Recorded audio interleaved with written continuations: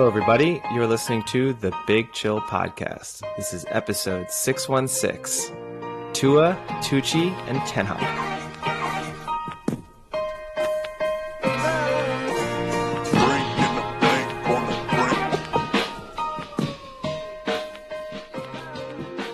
Hello, Big Chillians, and welcome back to the Big Chill Podcast. I'm Frank, joined as always with Eddie. Eddie, how's it going?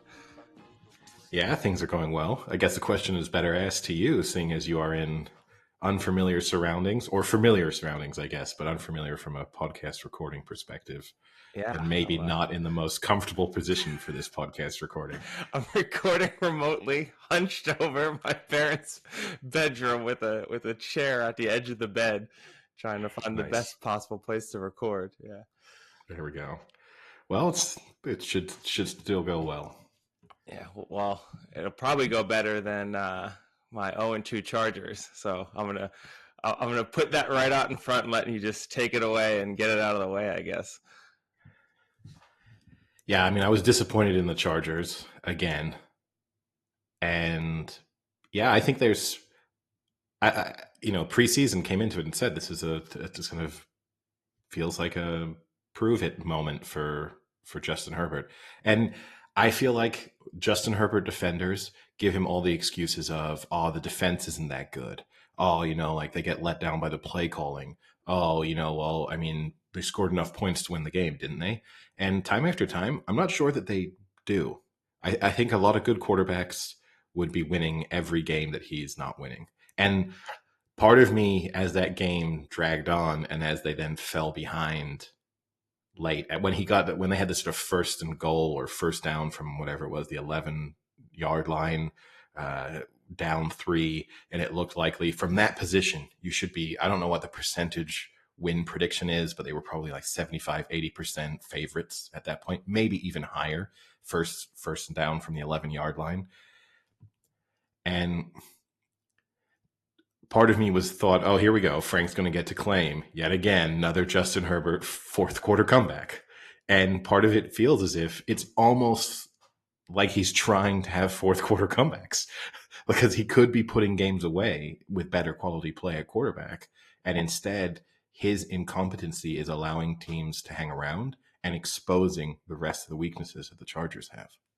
I mean, listen, they put up 24 points. That's enough points to win the game. You can't do everything with coaching, Eddie. Sometimes the coaching is bad. Listen, if their defense just played better, they should be winning these games. No, but in all seriousness, I mean, I still don't it's tough, right, to put it on a guy who now hasn't still turned the ball over in 2 games, another 300-yard performance with multiple touchdowns. I'm gonna give you some credit.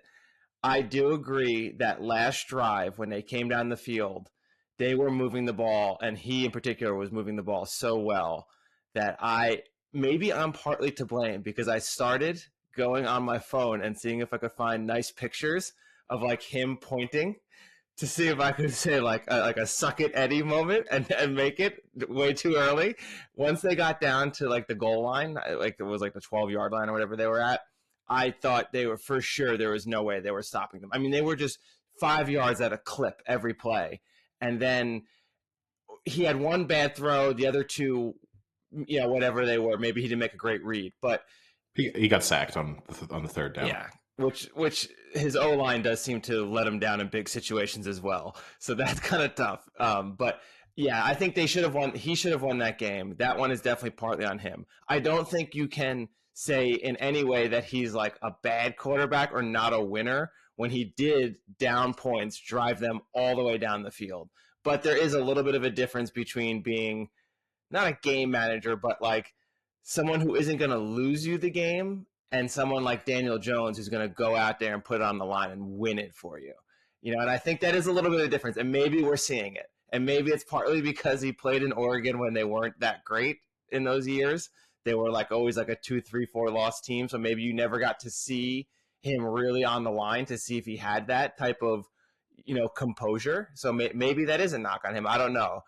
I think it's still a little too early to give him that discredit. And I think it's a little unfair when, yes, you're right, you have to put enough points to win the game, but they've now put up 24 and 32 and are losing games, and that's tough. When you look at Jalen Hurts, what has he done this year? I mean, they barely won their Thursday night game, and they're not putting up a ton of points. Like, I mean, it's tough. It's not all on him. It's not all on him, but I think I'm flipping. I think everyone is just penciling Justin Herbert into the Hall of Fame, trying to put him in the conversation for the best quarterback in the league. I'm not trying to discredit him and call him terrible. I'm just trying to say I think people are getting way ahead of themselves, on you included, on how much he gets praised for being this generational talent at quarterback, and I don't see it. And you can say not turning the ball over. To me, when you get sacked on third down, that's basically a turnover a lot of the time. And he got sacked on third down. It depends on the context, of course. Well, a lot of times he is. But, and he's not getting sacked. He's not getting little sacks. He's getting like 9 yards. Even the sack he had, it was kind of concerning because, yes, they were within pretty much chip shot field goal range. But he took a 9-yard sack on that third down, which if you were the kicker, you would have said, like, thanks, Justin. Thanks for just adding, a full down onto this field goal attempt that I'm about to have. But that's all I'm saying. And yes, just a week ago, did they score enough points to win the game on offense? Yeah, I'll take that. 24 points, I won't take it. 24 points loses a lot of games in the NFL. Even this weekend, 24 points would have lost them. They would have lost to the Broncos, who lost their game. They would have lost to the Cardinals, who lost their game. They would have beaten the Rams by 1 point, who lost their game. They would have lost to the Texans, who lost their game, the Lions, who lost their game. They would have tied with the Packers, who lost their game. They would have tied with the Bengals, who lost their game. 24 points is not exactly, well, what can we do? We scored so many, and we still lost.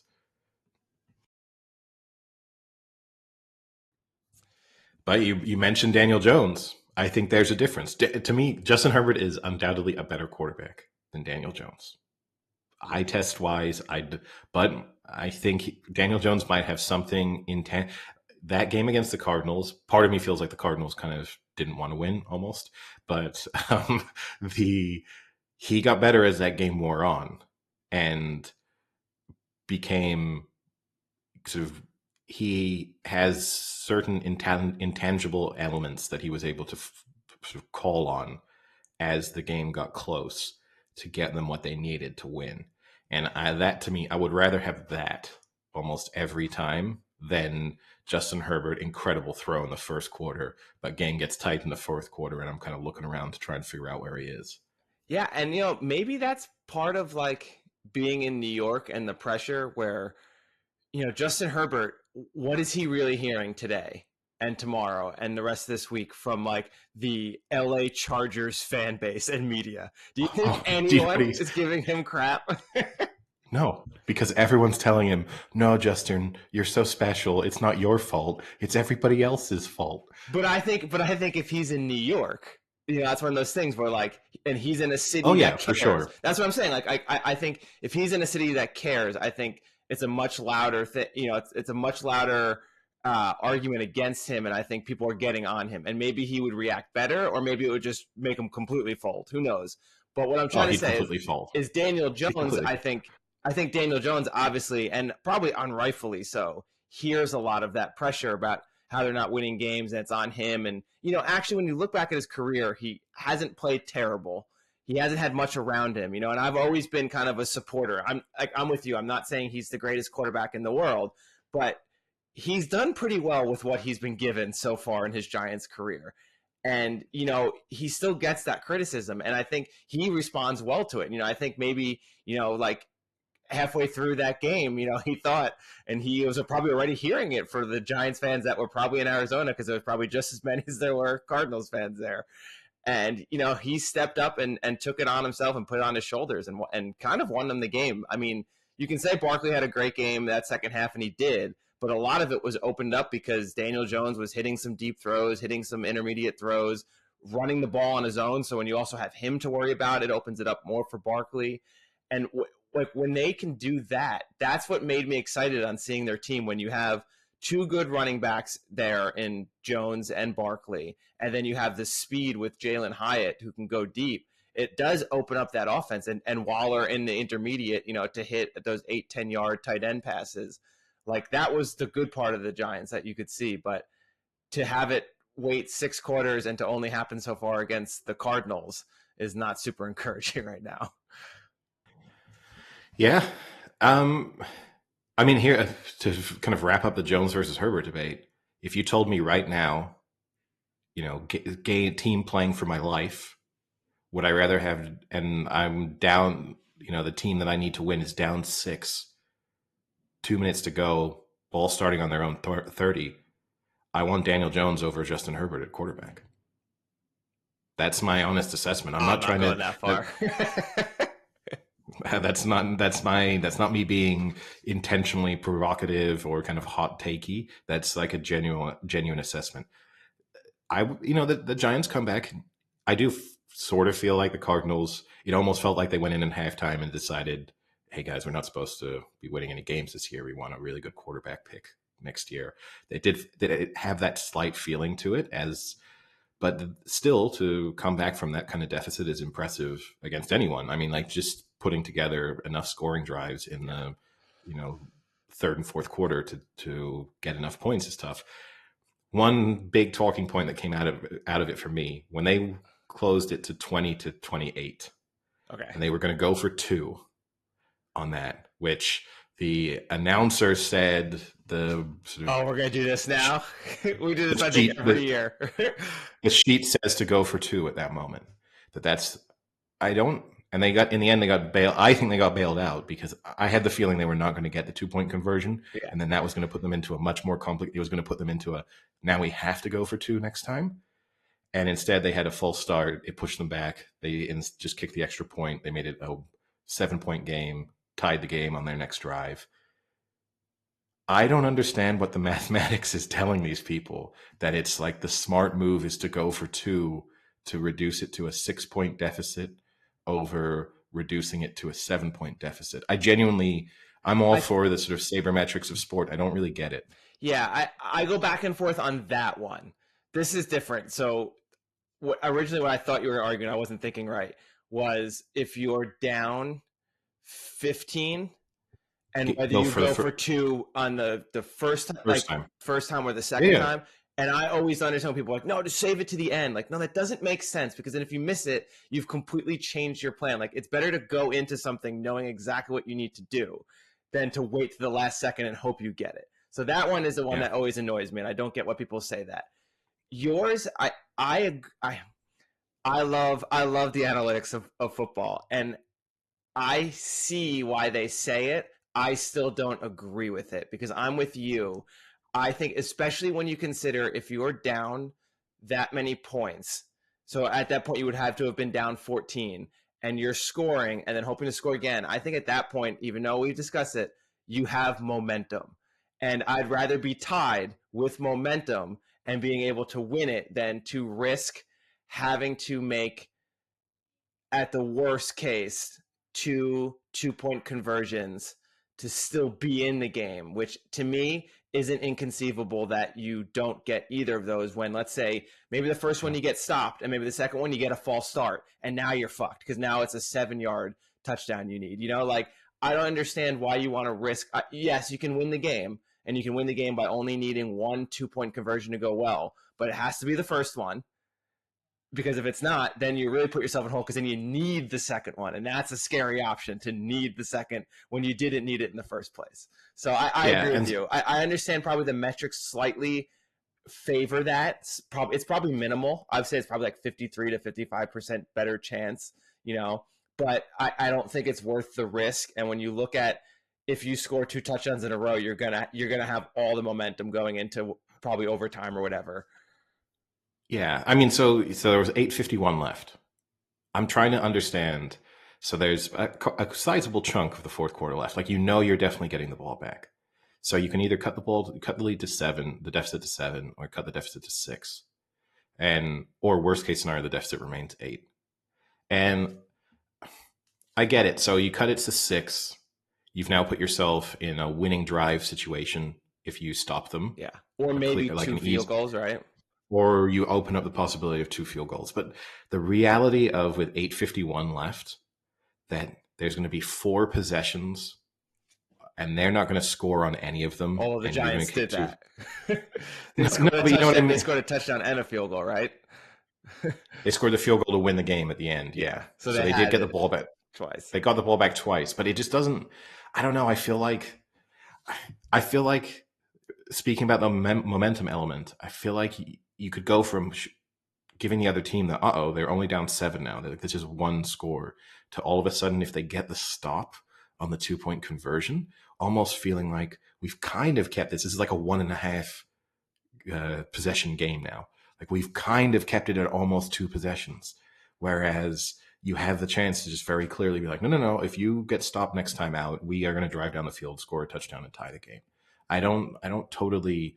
I felt like they got. I took a picture of it when they were doing it, and I was like, this is where the Giants are going to fuck the game up. And then the false start happened, and I think they got bailed out there. Now, admittedly, the Cardinals did absolutely nothing on their 2 ensuing possessions, so that meant that it might not have even mattered anyway had they failed. But still, it felt like coaches getting too smart for themselves, even when the analytics technically tell you that's what you're supposed to do. So I guess we spoke about the Chargers, who are now 0-2, and the Giants saved the dreaded 0-2. Let's stick with the 0-2 theme here, Eddie. And I'm going to go through all of the teams that are currently 0-2. Now, the big caveat to this that's getting really annoying is the whole, like, you'll see since 1991, only X amount of teams have started 0-2. But so many things have changed. I mean, 1, you have an extra game now. That is enormous. 2, you now have more teams in the playoffs. So, infamously, the Bengals did it last year, right? And that's Yes. in the new format. They were 0-2 and they've made it. So the statistics have obviously changed, but still, it's not good to start 0-2. And I also don't think the other thing that really bothers me, they don't take into context of who you're playing. Like, I hate this whole like what teams start and how they finish, and no one ever says like, yeah, but you know what, their schedule at the beginning was really hard or really like that gets annoying. But regardless, let's go through the 0-2 teams, and then I want you to pick maybe 2 that you think have a legitimate chance to still make it, and 2 that you can just write them off now, and let's start them in the Caleb Williams draft pool here. Okay, so you've got New England Patriots 0-2, Cincinnati Bengals. Do you want me to? I'll go through them all, Okay. then we can talk. There's not All right. super many. Patriots 0-2, Bengals 0-2, Texans 0-2. Both the Broncos and the Chargers 0-2 in the AFC West. Both the Vikings and the Bears 0-2 in the NFC North. The Panthers 0-2 in the NFC South, and the Cardinals 0-2 in the NFC West. So who are we writing off? Who are done? I think it's easier for me to tell you who I'm not writing off, because I think that's the shorter part of the list. Okay. So I'm not writing off the Bengals. I'm not writing off the Chargers. I'm not writing off the Vikings, and I'm not quite yet writing off the Patriots, but I'm close to writing off the Patriots. But I think I've seen enough from the Patriots. I think the Patriots, in a sense, are the team. They are who we thought they were. Their defense is pretty good. Offensively, they're just not quite good enough. But I think they'll beat bad teams because their defense is just going to smother bad teams. They have had a tough start to the season from a scheduling perspective. Like going back to your point, it's not as if they've kicked the season off against the Texans and the Colts and lost both games. Like, they've played undoubtedly 2 of the best teams in the league and lost both of them in 1-score games.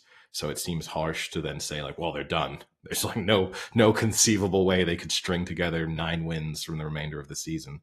So, and they've also been helped by, obviously, Aaron Rodgers. I think if Aaron Rodgers were healthy, I'd almost now say they were done, because I think that division would just get so tough. But I still think they play the Jets this weekend. I think that's a win for them. I think they kind of moved up in the divisional standings in a sense as a result of that injury. The Vikings more because of division. I'm not really willing to write off, just because I don't think it will take that many wins in that division to actually win it. And, that was a bad loss for the Packers this week, given the context, like the position they were in that game.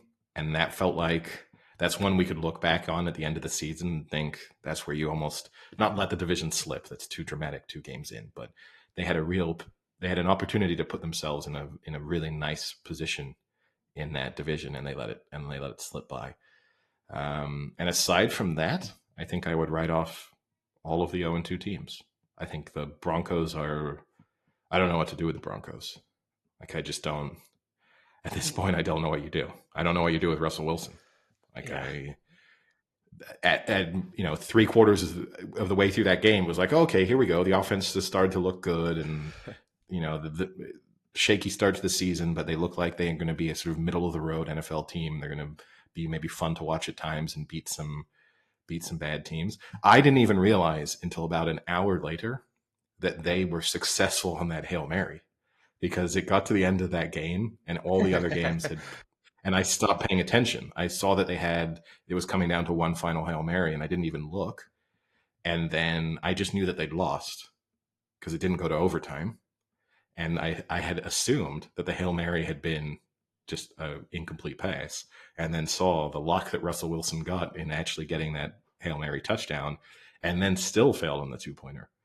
But yeah, and a couple of those teams, I'm going to say the Bengals, they're close to the drop zone on writing them off just because of that division. Part of me, yeah.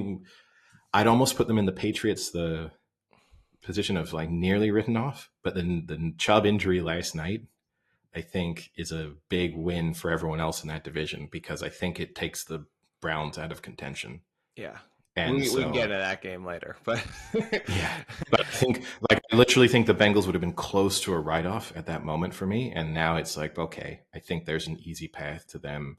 Like, I now think they'll beat the Browns next time around. And I can see them, finishing second in that division with a pretty good record. Yeah, I mean, I'm with you. I think the 4 teams that potentially you could think maybe have a shot are the Pats, Bengals, Chargers, and maybe the Vikings. I lean towards maybe only I think the Pats are done. I'm a lot worse on them than you are, but I don't think their offense is that great. Their defense is pretty good, but the issue is that their schedule is pretty bad. I mean, they have a shitty draw when it comes to non-division teams. I mean, so all right, let's do it. We'll go one by one. You're the negative guy on this one, so we'll go. All right, Patriots at Jets. Yeah, Patriots at Jets. The Patriots should win that, but I mean, the thing with the Jets is Zach Wilson could be the worst quarterback we've seen since Drew Lock, but their defense is just like, their defense could legitimately win them games. Like, there was a point with the Cowboys. The Patriots, so with the Cowboys, right? There was a point where I think he missed a pick six. I think it was Sauce Gardner missed a pick six. They would have went up into halftime, but instead they ended up scoring and went down like 18-10. Like, their defense is seriously good. But you're right. Cowboys still scored 30 points. Let's not like. I mean, they had 4 turnovers. The Jets. I mean, like, when you think of it that way, it's not that bad. 30 off of 4 turnovers. It's terrible. No, it's fine. It's fine. But I do think I feel the same way about the Cowboys-Jets game as I feel about the Niners-Rams game, which is, yeah, there was a little bit of the game where the other team seemed pretty feisty. The Rams kept that going for a little longer than the Jets did, but ultimately the sort of quality came through in both of them, and you saw the difference between the 2 teams. And it felt like if they had been must-win games, then they would have been bigger, sort of more comfortable wins. But it's like, okay, maybe we slightly underestimated you, and we had to pull out more of the stops as the game wore on than we thought we were going to. But deep down, we were never too worried. I'll tell you what, I'll give them. I was thinking maybe they split against the Jets, but let's just say they get both against the Jets. So, okay, win there. Then they play the Cowboys. That's a loss. They play the Saints. 1 and 3. I think Saints are a loss. I think it's a win. So I have them 2 and 3. You have them 1 and 4. Okay. Raiders. Then they play the I'll give them the win on that. I don't understand the Raiders right now. Like, I watch them and I don't get them. I just legitimately don't understand what's going on there. So yeah, I give them the win. So I've got them 3-3 at that point, and you have them 2-4. Yeah, you have correct? 3 wins. I have 2. Yep. Bills loss. Dolphins loss. Commanders 2-0. Surprisingly, and we can get to the 2-0 teams later. But I think the Commanders suck. So you'll say 4 wins. I say 3 wins. Yep. Colts win. Okay, you say 5. I say 4. Giants, I think eventually, like between the Commanders, Colts, and the Giants, one of them they're going to lose. So I say the Giants beat them. I'll say, if I'm giving coin flip games their way, this will be the one coin flip game I'll give them as a loss. So we're still 5-4, right? Yeah. Okay. Yeah. Chargers, that's a loss. Blowout. Justin Herbert. 19 interceptions for Justin Herbert. So you say 6, I say 4. Steelers, I'll give them I will say win. I do think they lose to the Chargers. Okay. But I don't think you're gonna make it out that that's like an absolute guaranteed loss, and I will not agree with that. No, I don't think it is. I don't think it's an absolute no, because if one thing the Patriots are good at, it's getting pressure to the quarterback, and we know that Herbert isn't good at reacting to that. We've seen that a few weeks now. So yeah, so we're still both at 5-4, right? Yes. Okay. Steelers, I'll give them the win there. Yeah. So 6-5. Chiefs loss. Broncos win. So that's what? So 7-6. 7-6. Bills loss. 7-6. Jets last game of the season. Even if they win, that's 8 for you and 7 for me. So they're finishing under 500. I mean, you know what I mean? Yeah. Like, I think that's just too tough of a schedule for them now. I mean, there's still there's games out of there that we've given them as losses that are winnable. And of course, there's games out of there that we've put them down for wins they could lose. I don't agree with, like, Colts. There's no way they lose to the Colts. There's just no way. Yeah. You're like putting that in there, like Colts and Commanders. To me, I will be stunned if the Patriots lose either of those games. Well, I think Colts, Commanders, Giants. That out of that 3 stretch, that's like one of them is like, they've lost. Well, no, it's the Giants. That's it. It's like Commanders, Colts. They'll win. They'll go into the Giants. The Giants are a decent team. To me, they're probably evenly matched with different strengths, but over the sort of fairly evenly matched. So, they'll be slight underdogs for that Giants game. Put it that way.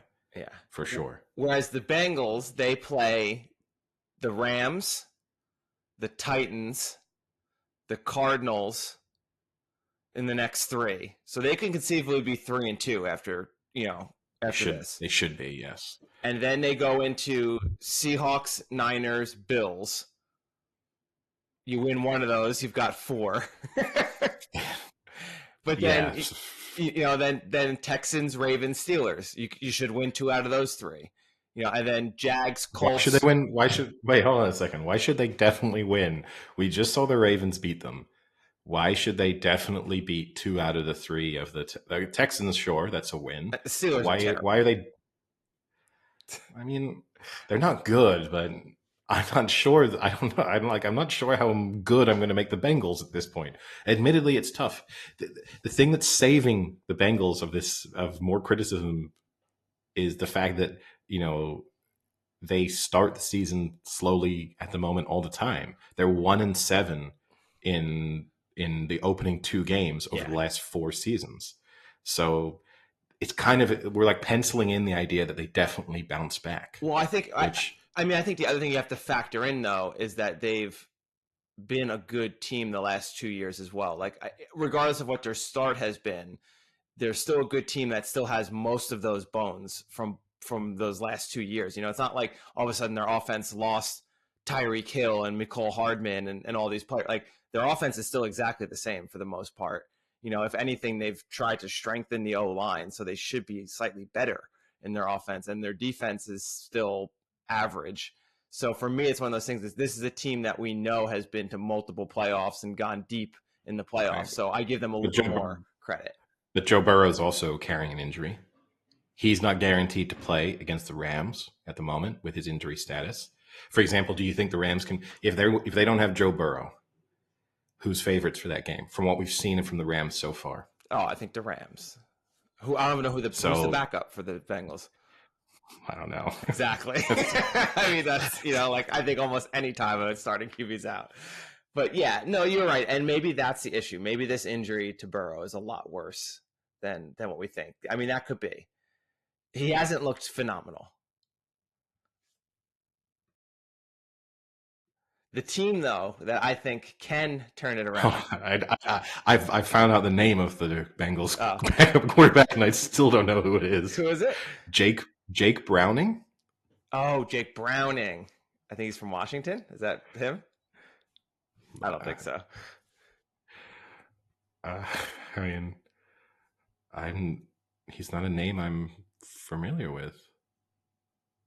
He's a rookie, or he has 1 year. No, yeah, he's a rookie. From where? He was on the practice. He was on the practice squad. He was at the University of Washington. Oh, it is Browning. Okay. The Yeah. name sounded familiar. So he's been in the NFL for a while, but mostly on practice squads, basically. Okay. With the Vikings and now with the Browns, with the Bengals. Sorry, he's only had he's had one snap in the NFL. That's all he needs. Put him in. But I think that's the team still who at 0-2 still has the best shot to make the playoffs, and that's the Vikings. Because one, I still am not sold on the division. The Lions, yes, they're a good team. Are they a great team? I don't think so. The Packers look a little better than people expected, but I still think they're starting Jordan Love. They don't look that phenomenal. And then the Bears are a dumpster fire. Well, this is a tough one though for you, because in a sense, I don't disagree with you, but something's got to give on one of the 0-2 teams, because this week it's Chargers Vikings, and that's true. I don't know if 0-3. I think is tough to come back from. Yeah. So we're going to have to rule one of them out this time next week. Well, I hope it's not the Chargers, but I think I do think the Vikings have a better shot. Because that Packers game, that was a game to me. I don't know how the Packers lost that game. That was a weird one. They looked like the better team for most of the game, and it was weird. It was a weird game. There were a couple of games this week that came down to plays that should have been stopped. And, it's something we've spoken about in the past, these sort of single plays. And it's, I think, sometimes tough to boil down an NFL game or any sport to this sort of one play that changed it, unless it's really completely at the end. But in the Packers-Falcons game, that was their inability to stop them on the 4th and 4 that closed the game to 24-19, I think it was. You're talking about the one where Arthur Smith put the play call in, but then was shocked that the play was called. Yes. I still don't understand what that was. Was he shocked at what the call was, what the play they had called was, or was he shocked that he, as the head coach, approved to go for it? What did I just do? I don't understand. But I love how terrible his mustache is. It makes me so happy how ugly that mustache is. But that one was bad. To not stop Ritter, they kind of had him dead to rights on that play to a certain degree, and not stopping him. That was the game. Wait, it's not the one then, because I'm thinking the one where they pitched to Bijan Robinson. No, this is the Ritter scramble. Series. Okay. Yeah, it was 4th and 4 from the Green Bay 6, and they really should have just stopped him. And instead, it was 24-19 all of a sudden, whereas it should have been 24-12 with them getting the ball back, which in the fourth quarter you'd have said, actually, I don't know if you need to actually do anything more to win this game. That's over. Even just run the ball a little and punt, and you're safe. That one, and then I guess maybe to bring up the Browns-Steelers game last night. Now, I know that there are a lot of plays in that had a huge influence on that game, but to me, the one where it really felt like sort of momentum shifted in a sense, because that Steelers offense was doing absolutely nothing and giving up just before the long touchdown pass that sort of is the only positive, really positive play that the Steelers managed to put together. You had a situation where they should have stopped. It was a 3rd and long. It was like 3rd and 16, and they had an opportunity to make the tackle sort of 6 yards before and force a punt, and they just allowed, like through poor tackling, the Steelers to sneak that first down, and then the subsequent play was the 71-yard touchdown. And you just kind of Yeah. look back on those moments and think to yourself, they should have been punting. Like, you had 4 players attempting to make a tackle 5-6 yards short of the down marker, and instead of having the ball back, you now have given up 7 points in the blink of an eye. And it's those little moments in a game where neither team was really moving the ball that well on offense that it felt like, oh, this might not. There was a lot of reasons why it felt like that was not going to go the Browns' way, but that one in particular felt like a big moment. Yeah. That game to me showed me two things for the Browns. I mean, you look at the stats and you say, like, how do they not win this? I think they had over double first downs, almost over double yards, but then they had, I think, 90 yards in penalties and then 4 turnovers. And the Steelers had 14 points off those turnovers. Like, the Steelers are not a good team. And the other thing that bothers me is, oh, well, their defense is so good because they had those turnovers. The sack one, okay, maybe. I don't think you should be fumbling off the sack.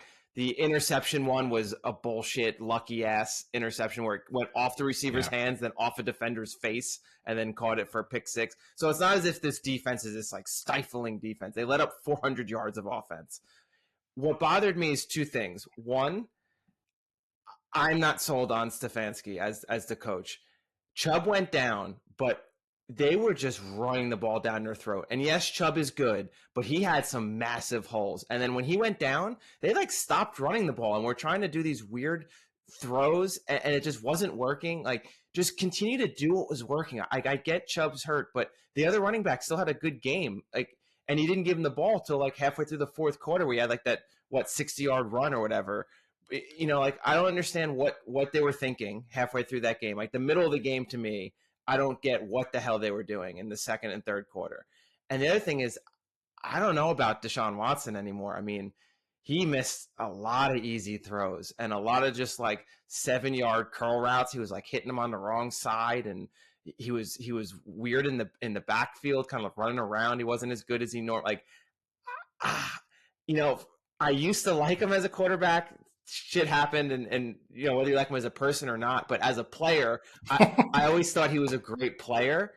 I don't think he's a great player anymore.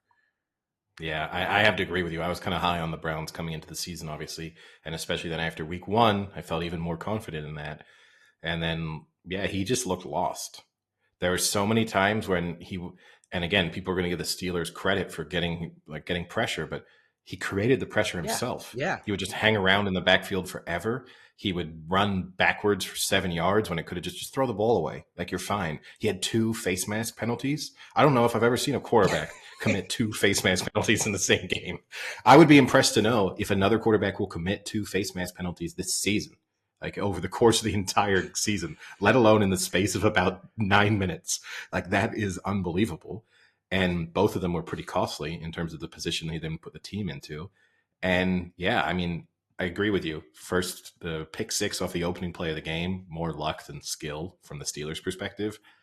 Okay, the pass rush is good to force the fumble, but also it was as if Deshaun Watson had no sense of the pressure that was about to come. He was just holding the ball in one hand as a player's coming off his blind side, which he should have been aware of. He could have either tried to step up more into the pocket to try and get away, or at least just prepare himself. They were up 3 at that point, and it felt as if they made no mistakes, they were going to win. If they just kept punting to the Steelers and putting, you couldn't see the Steelers scoring an offensive touchdown. So in the very least, you thought, just punt, and it's going to be a tied game. It took a 71-yard lucky slant for them to score. Yes. And instead, all of a sudden, you're down 4, and you're not exactly a team that's sort of putting great drives together either. I do agree with you, too. They kind of abandoned the run game a little bit after they started off the half with not abandoning the run game when Ford had that pretty crazy run to get all the way down to the 1-yard line. And then they sort of stopped running the ball after that. That was like the end of it. And it didn't. Part of me felt as if it was Stefanski saying to Deshaun Watson, here's your chance. Like, because the reason why we've been running the ball so much is because we have the best running back in the league. This is really Nick Chubb's team. And now that Nick Chubb is out, if I now give this nobody the same opportunity that I give Nick Chubb, then you're going to turn around to me and say, what's going on here? Like, I think I'm an elite quarterback, and now we're just a run first team. Like, this is never going to change. I could accept it when I had this kind of superstar running back, but now this is just what we do. And that cost them, because I do think if they just run the ball, they certainly would have kicked a couple more field goals, and they would have had fewer turnovers. And they just, and unlucky turnovers. Even the Njoku turnover, the fumble, it's okay. It's a nice play, but it's still like a player getting hit an inch before he hits the ground. Like, it's little bit, everything went right for the Steelers in that game, pretty much, and they still barely couldn't won. Have happened to a worse team. It just drives me insane. Like, and I think I saw the stat. The Steelers haven't lost Monday night at home now in 15 years. Or no, 21 straight home wins on Monday Night Football, and another one they shouldn't have fucking won. But the thing with Watson too, I agree with you, is when he was on the Texans, he was so good with that. Like, I know you're gonna hate this. Like, he had like that Patrick Mahomes like elusive ability where he'd be in the pocket and you think everything was done for. Next thing you know, he kind of like pops out and hits a 30-yard throw to a wide open guy. And this game, it was like the opposite. He would be there and would like run in a way to like get closer to the defender. I was like, what are you doing? Like the defender's 7 yards away. Why are you running right at him? Are you gonna try to play chicken? Like, I don't get it. No, and he had even opportunities where he would escape the initial pressure and he'd be like, okay, throw it away. And he'd be like, no, I'm not going to throw it away. I'm going to now run towards this other, like, I'm not trying to gain yards. Like, it was as if he was trying to buy more time on a broken play where it was obvious there was going to be no positive outcome from it, but he was still just going to be messing around. And so he would sort of be like, oh, it could have been a 2-yard loss. Okay, he's escaped pressure. He can just throw it out and, live to have another down. And then he'd find more pressure for himself. Like, well, now you have an 8-yard loss. Like, what have you, like, you're making the Steelers defense look better through dumb decision making. But yeah, it was. And look, even if you wanted to be super critical of the other things the Steelers got, I do think on that final play, that was pass interference as well on the final play of the game. And so they even get bailed out. They get bailed out on.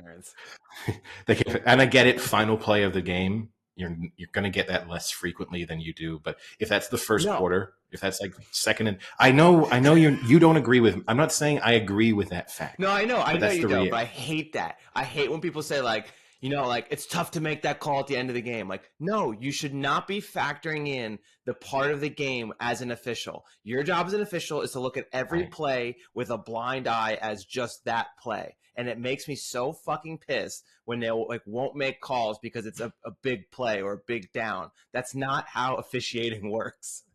No, I agree I 100% agree with you. But the reality is, I think that gets called if that's second down in the second quarter. I think that flag gets tossed. Whereas because it is fourth down, game on the line, I think that changes even though it wasn't as if it was a game. I mean, yeah, it extends the drive. It's not as if it would have even guaranteed that the Browns win. Like, in a sense, I think it's a kind of easy flag to throw because it would have put them in field goal range in a scenario when they need 4 points anyway. So it's not like a huge shift. But yeah, it was from the Steelers. I come out of that game feeling worse about the Steelers than I did going into it, and way worse about the Browns than I did going into it. Yeah, I'm scared for the Browns. It could be rough. So let's flip it now. Let's go to some good performing teams so far. First one I want to talk about is the Miami Dolphins. Do you think the Miami Dolphins are Super Bowl favorites? No. I mean, they were good against, and their offense looked really good against the Dolphins. Against the Patriots. against themselves in practice. They look great. I thought their But defense looked pretty good though too. That's what, which I don't at know. some point, It's the are you going to playoffs, pray? right? Are you going to tell me the Patriots have an awful offense, but the Dolphins defense looked pretty good, even though the Patriots scored 17 points? Yeah. Or are you going to tell me that the Dolphins defense is really good? The thing that concerned me slightly about that game, the Dolphins should have won that by about 21 points. And the fact that they didn't, and that they weren't that far away from even being in overtime. I mean, like you're an inch away from the fourth down conversion. And part of me feels like if the Patriots get that fourth down conversion, they're going to score the game tying touchdown and maybe even go for two. But that doesn't feel like a Belichick move, personally. I know they were speculating about it during the game. Belichick seems to me like a take it to overtime kind of guy, trust my defense, but I am slightly concerned by the fact that they had a game that they should have won super easily and allowed a team to hang around. And for a team that we haven't seen them do it yet, that's always a worry for me. Because then you do think if you get to the playoffs and you do that same thing, you're going to lose a playoff game that you shouldn't have lost. And plus, the other factor is I don't believe that Tua is going to be healthy for the full season. So making them Super Bowl favorites is too strong. Yeah, I think I don't know how many weeks we're gonna have to go into that's gone, but the sad part is I don't think you can go into any week without that worry being gone because he's had so many injury problems. For me, what I really liked about the Dolphins was we talked in our preview last week, and I'm sure all of America talked about what Belichick is really good at doing is shutting down your best weapon. He's going to shut it down. And they did a decent part shutting down Hill. He still had a touchdown. I think he, was only targeted like 5 or 6 times though, had like 50 yards, whatever. But the Dolphins, I think, kind of knew that was coming and were able to change their game plan and still score 24 points, which isn't a decent amount of points, and go in other directions and still look really good. Like they put their run game up and they ran the ball really well. Waddle stepped up, had a good game. And I think if Tua can stay healthy, there's just so many weapons on that offense that it'll be nearly impossible to hold them to like 20, 24 points. I get the Patriots did it, but I think they should have scored a little more. I think they kind of lost the plot in that game a little bit. They looked better than that score was. I think they had like 450 yards. They just weren't scoring very well. But I think their offense is severely stacked. It's a good offense. I still think, that the Patriots defense is good. They held them to 24 points. I think other teams will do I think the Niners could hold them to 24 points? Absolutely. Oh, they can't even hold the fucking Rams. Hey, the Rams only scored 23. So let me give you this scenario. Super Bowl, down 6, 2:30 left. You got the ball on like your 20, like kickoff for 25, whatever. Last drive of the Super Bowl. Do you want the Chiefs and Mahomes, or do you want the Dolphins and Tua? Oh, Chiefs still. Wow. Seen really? it. Been there, done really? that. Yeah. I still trust. The thing that worries me sometimes about like the Dolphins' big play element, sometimes like in close games down the stretch, that can worry me a little bit because all of a sudden you can have a couple of those not come off and suddenly it's 3rd and 10 and then the pressure really starts to get felt. Whereas what the Chiefs always do really well in those close situations is they immediately make it more manageable downs. And so, it will be, okay, suddenly we're 2nd and 4, all incompletion, 1st down next time around. And they'll chip their way down the field, even if they have some big plays as part of that, or they're less so in their current configuration. But yeah, I would trust the team that I've seen go through that exact scenario, 15 times in meaningful games, versus Tua. Yeah, things look great week 2 right now. We've not seen him play in a playoff game. We've not seen Mike McDaniel's coach in a playoff game. So I will withhold judgment until I need to even see them go through that exact scenario you described, even in a regular season game against a very good team, against a legitimate defense.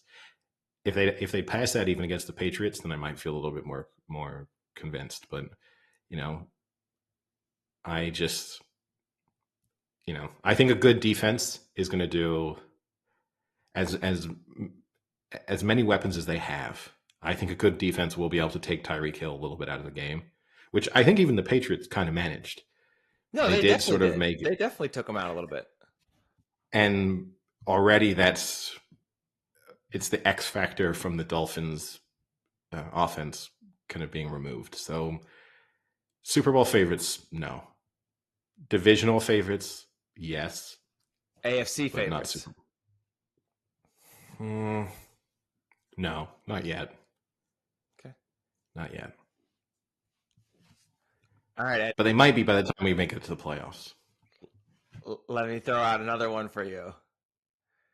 Did we just not realize that Baker Mayfield is a double rising yeast, and he just needed a second chance to get that rise up to the top? Is he for real? No. No, I mean, like, it's a nice little start to the season.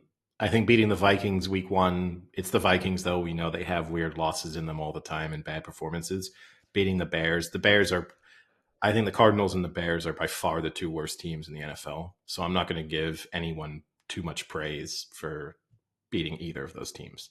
In the same way, I'm not going to kind of wax lyrical about Daniel Jones for managing to have a comeback win against the Cardinals. I'm not going to go too overboard. Let's see how he does this week against the Eagles. This is where I think the Baker Mayfield we really know rears his ugly head, and this is where we see just the catastrophic Baker Mayfield performance. But the nice thing is they have an easy enough schedule. He could end up with having quite a nice year. Like, this could be the year that salvages his NFL career and has him suddenly hang around. You were talking coming into the season, right? You were predicting, being a media member by the end of the season and all that stuff. And I'm not saying that to be like, well, you were wrong. That could still be the outcome.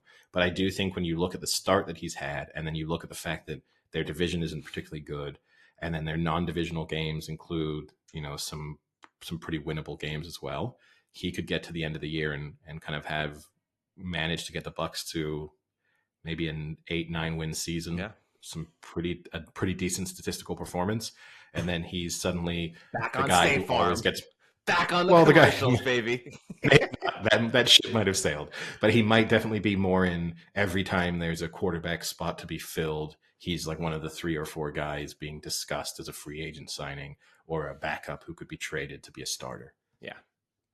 So real quick in that division, surprisingly, you have 3 2-0 teams: the Falcons, the Saints, and the Bucs. Who wins the division, and are any of them legitimate playoff contenders? No. All of them are the dream. No, it's a contender. None of them are contenders. All of them are like the dream opening playoff weekend, wild card weekend matchup. Yeah. This is the team that's going to be the 9-point underdog in the wild card game and just get blown out, which is, it's a position we're used to. And I think the Saints win the division. I actually think the Saints looked okay last night. Like, they should have won by more than they did. Yeah. And I thought they looked pretty competent. Their defense looks good. The Panthers do look bad, so I'm not, can't read too much into it, but I think the Saints look all right. It's strange that maybe it's just early in the season and they're trying to get a feel because maybe they knew they were going to win that game, but they were like unnecessarily targeting Michael Thomas. Like, there were plays where Michael Thomas had like 4 guys on him, and it's as if someone's telling Carr, like, I don't give a shit. Just throw it to him, give him a touch, make him feel wanted. Like, it was kind of weird. There was a few I was like, why is he throwing that to him? That's like, it wasn't even close. But I think maybe that kind of is the plan. Like, get Thomas involved a little bit, get him back into the rhythm. He hasn't been playing very often as of the past few seasons. So if you can get him and Olave together, that's a pretty good threat there. And then their defenses, they're just mean. They've always been, I was telling this last night, like, as long as I've kind of watched the Saints, they've just always been a really mean defense. Like, they're just nasty. Yeah. I mean, we won't touch on all the reasons why they've been mean over the years, right? But no, yeah, I do agree. They made that game more complicated than it should have been. And the Michael Thomas thing, maybe they just know he's not going to hang around for too long, so have him involved while he's there. But yeah, I think they're good enough. They should win that division. I'm completely unconvinced by the Falcons, for example, as a 2-0. Did you see? The more I see Desmond Ritter, like post press conferences, for someone who's a second year quarterback, he looks like he's like the 55-year-old offensive coordinator. He looks like he could have been like the coordinator. Like he's the guy who's been like a journeyman coordinator making his way through the rounds. Like even the way he talks and the way he looks, like he does not look like a 23-year-old second year quarterback or talk like one at all. It's so funny. But yeah. And the Niners, we can just quickly say, job done. Oh, thank God. Just so I had them, and I didn't say anything, but that was my survivor pick for that week. And yeah, I wasn't too worried because that was a game where I was playing hockey, so I could only watch one game, and obviously I was going to watch the Giants, so we had that on the bench as I was playing hockey. We had my phone on the bench watching the Giants, also Arizona, so everyone else was kind of invested in it too. So I didn't really get to watch that game, but I just kept kind of seeing the score updates. I was like, oh shit, what the hell's going on here? No, I mean, I never. Obviously, I was never concerned. It felt the only moment where you could have said maybe a little bit concerning was when the Rams went up 17-10, and then the Niners immediately drove down the field in under 2 minutes and tied the game up going into halftime, and had the balls to. You got to give Shanahan credit again. We say bold moves by head coaches, play callers. Time expiring, you're in a field goal range. You could have just guaranteed cut it to 17-13 and instead to go for it and pick up the touchdown to make it 17 all. I don't think it really mattered. I think no matter what they'd done there, it would have ended up with them winning. But still, it was a little bit of a ballsy call. And I don't know if he does it. Part of me feels like that's the Shanahan-McVay rivalry almost coming out in that play call decision of like, hey, look, you got so much praise for being the adventurous play caller years ago. Here's one thing that maybe you didn't expect me to do. And the other thing I will say about the Niners, you came into it the season, one of your big question marks was at the kicker, and him nailing a 57-yard field goal. That'll help. It at least instills a bit of confidence in that position. Yeah. All right. Well, does that wrap up everything? I mean, I guess Nick Chubb, we didn't really touch on it too much, but obviously very sad. That's back-to-back Monday night games now where someone's had a season-ending injury. It's unclear exactly what he's done, but he's torn multiple ligaments supposedly in his knee. It's pretty similar to an injury he had in college. Yeah. Like when you see the still frame side by side, it's like a pretty much identical, same leg, bending back in a way that your knee is not supposed to bend back. Or to the, I guess you said to the side. Wasn't not bending to the back, bending 90 degrees in the direction that it does not bend. Yes. And just sometimes it amazes me, both in the NFL and rugby, that injuries like that do not happen more frequently. Yeah. That just with players throwing themselves down and bodies kind of coming at you in multiple directions, the fact that is not almost a weekly occurrence of someone having just their knee completely blown out is sort of surprising. But it's sad. And you could really... as soon as it happened too, they for some reason, which I don't know why, they wouldn't show the replay, but what they would do is they went down to the camera mic and you could literally hear him on the field. Like, I don't know if you saw, but like you could hear the field and him just being like, like he was screaming pretty loudly. And I was like, oh man, that does not sound good at all. Like that is a vicious yell he's yelling right now. That and the decision to not show it on TV, but to show it in the stadium. So that then part of the TV coverage became the like, collectively from the fans, which was then part of how you had Joe Buck being like, well, we can tell this is a bad injury because you probably just heard all of the Steelers fans really groaning. We're not going to show that one. Yeah. And then I do understand. Instantly at home, everyone rewound on their TV and watched it like we did in slow motion. Yeah. Or you go on Twitter and you look it up, like I do kind of understand why they don't show it. At the same time, I think you show it. I think you just got to, everyone's going to see it. and maybe you say, hey, if you're a bit squeamish, turn away now, but we are going to show you this injury. I can see why they don't, but it just, if you're going to show it in the stadium, if the replays are going to be available, there are angles of the replay that were obviously not even part of the broadcast recording that I've now watched online. So they have been, are they bad? I mean, they're not good. Yeah, put it that way. At the same time, I have to admit, I expected it to be worse because at first the initial thought was that he'd broken his leg. And I thought we were going to see like a horrific leg snap, which that's the one. Those are the ones to me that I don't want to see. The knee injury is gruesome. So snapped ligaments are okay. Snapped bones, no good. That's where you draw the line. Yes. If I'm the producer, that's where I'm. Is it a ligament or is it a bone? Show it. But no, the bone ones to me are tough when it's literally, like the full snap. How about the Aaron Rodgers? Have you seen the Aaron Rodgers one where the real close-up slow-mo of his Achilles like snapping and like shooting up like a rubber band? Is that okay or is that no good?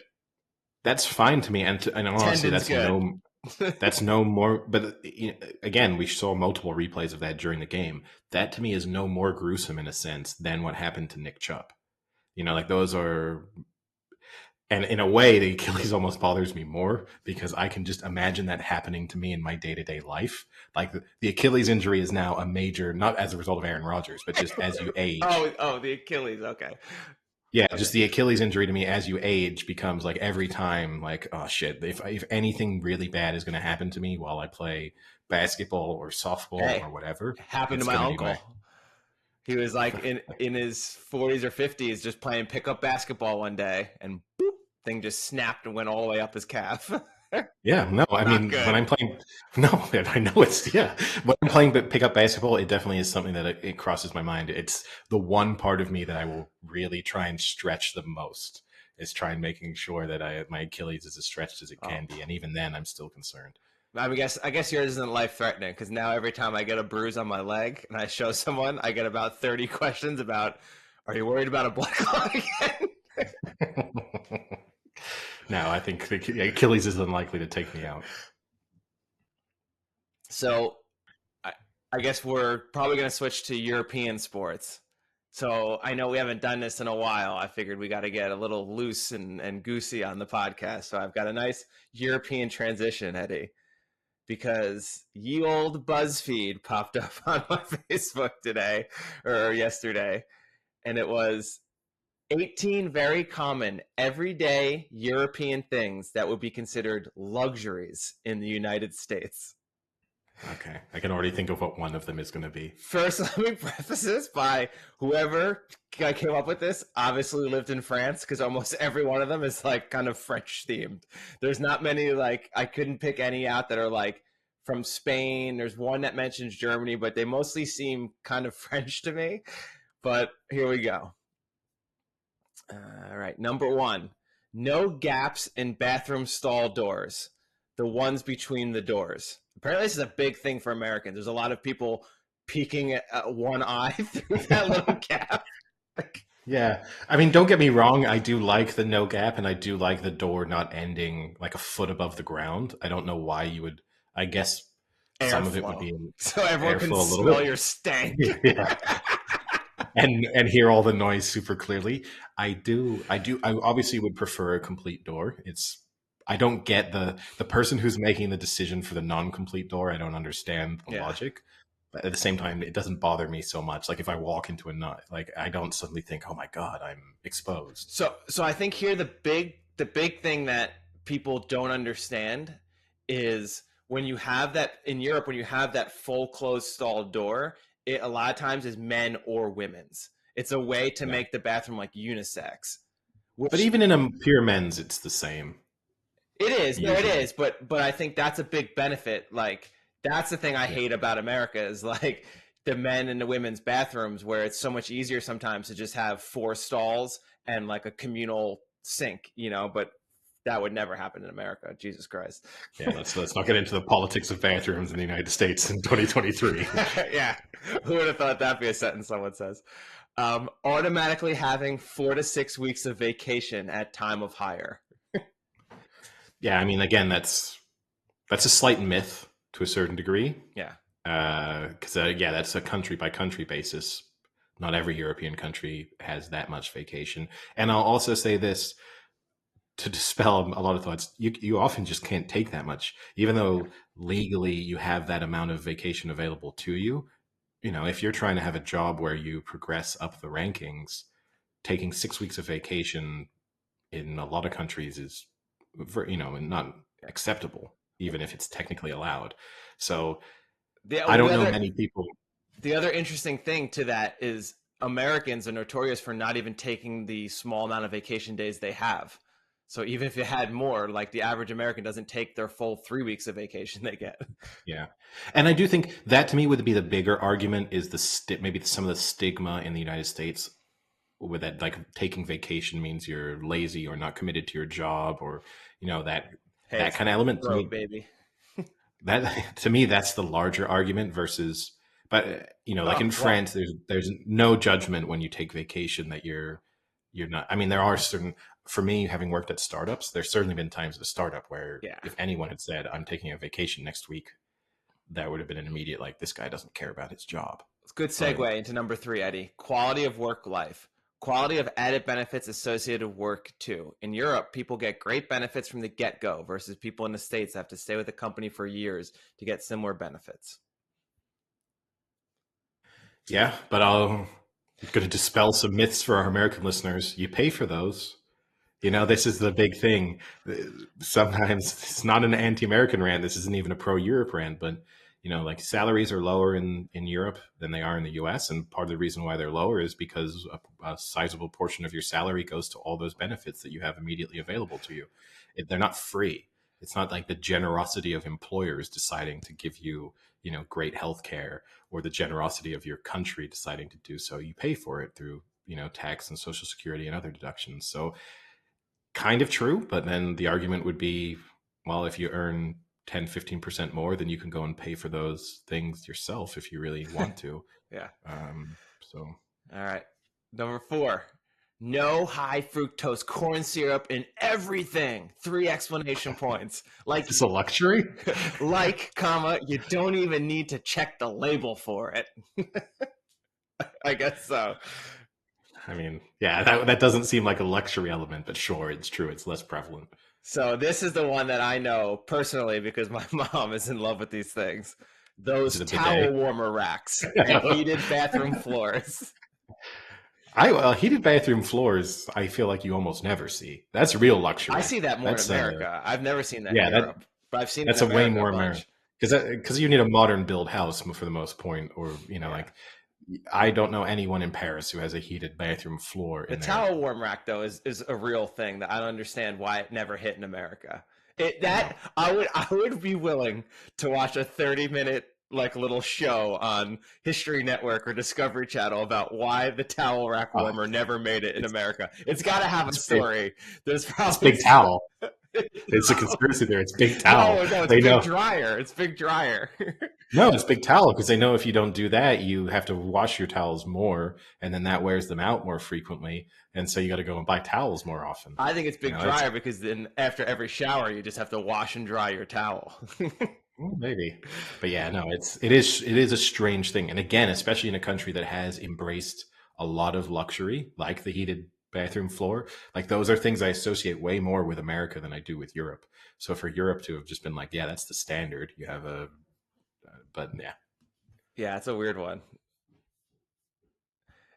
This is a weird one. Extremely strong consumer protection laws, a bare minimum quality expectation of all service and products. I love this one because different companies or foreign products try to circumvent this all the time, and they always lose. Yeah, I mean, it's true. The European Union does have pretty good consumer protection laws. Yeah. It seems like a strange luxury argument for me. But here's yours, Eddie. Bum guns. I want bidets to be widely accepted in the U.S. See, now this, I think, is becoming a myth because I know more and more of my friends that have bidets. I would say almost once a month, I hear a new friend say, "We just installed a bidet in our house, and I love it." Yeah. In Europe, I've only lived in one house with a bidet, Oh, there you go, and breaking the myth. and and yeah, and I think people think every house or apartment in France has a bidet, and that's Next to the certainly towel just warmer. yeah, it's not the case. And yeah, I agree with you that the sort of popularity of those in like little additional bidets you can get in the US and all those startups that you hear advertised on podcasts and stuff to allow you to just plug that in and have it set up. That seems like the bidet now almost feels like a more American thing. Yeah. I get Japan would be the stronger argument for that because they have the like super fancy toilets. In Europe, you don't see them as much as I think people think you do. All right. Can't believe it's not more prominent, but the right to privacy and recently digital privacy. GDPR was an excellent piece of legislation. Agree? I don't think we're the right podcast to be discussing the efficiency of GDPR. But yeah, sure. I mean, yeah, GDPR works. It does. It does protect you from having your details shared. I know that from work I do. It does help you in that respect. But yeah, I don't think we're not the right place to be discussing. I love that that's lumped in between bidets and fresh baked bread for reasonable prices that you can get in walking distance of your home and aren't full of preservatives. Yeah, yeah. That is a true. And there are days still like where I'm driving to work and I kind of think like, I wish I could just stop at a bakery real quick and pick up like a good baked good. And I'm not saying there aren't bakeries and places to do that, but it's so much easier. Like any bakery you stop in, you can be assured there's gonna be some like quality little like breakfast like a pastry or something that you can just eat on the go. Whereas here it's like, well, this one place I know a few miles down has good scones, but that other place has like good croissants, but that's like four minutes the other way. You know, it's like, yeah, I'll give that. Next one, pretty similar. Decent quality chocolate available in almost any random corner shop. It's a weird I mean, one. I don't know what that means. Uh, I guess it's true. I mean, European chocolate does beat American chocolate for me, but I wouldn't say if I walk into my corner shop on this right here, I don't think I'm going to be overwhelmed by the quality of chocolate available to me. Yeah, there's a good chance it's just going to be like the best case scenario is there's a couple bars of lint or whatever. You know, there's Real farmers markets. I mean, the farmers market is an American thing. Real sort of food markets, sure, Yeah. yeah, they are definitely more common. But yeah, what an American is picturing when you say farmers market, that doesn't exist as much. Yeah. No, it Like doesn't. someone selling their artisanal jam and all sorts of like that. That bit is less common. It's much more likely it's just a couple stalls with some vegetables, meat, fish stuff. Yeah. You know, it's not. Now, have we hit the one, Eddie, that you thought we definitely hear? Bidet was the one I knew was Oh, going to be I thought it right. was going to be this one. Good public transit, both in and outside of the main cities. Yeah, I mean that's fair, right? We've had the discussion before, right? I'm a bus boy. I don't think I could be a bus boy in America, and No, definitely, you'd be you know, we stabbed. yeah, and we're planning a trip in the U.S., right? And at no point have I considered taking a train. So No, we there could. are, yeah, We could no, take I the mean train it's from Los Angeles to San Diego. That's a nice train ride, actually. okay. Well, then what happens to the car that we've taken to Los Angeles? I don't know. That's gonna be an Just issue. leave But it in Skid Row. it's actually a nice drive as well down the Pacific Coast Highway. So either way, it's gonna be nice. All right. How about this, Eddie? Time. Time to eat in a restaurant without being shoved out. Time to sip a coffee at a cafe. Time to spend with new children. Time to go on vacation. Time to be late to every Friday night at Bugsy's. Seems like an unattainable luxury to this American.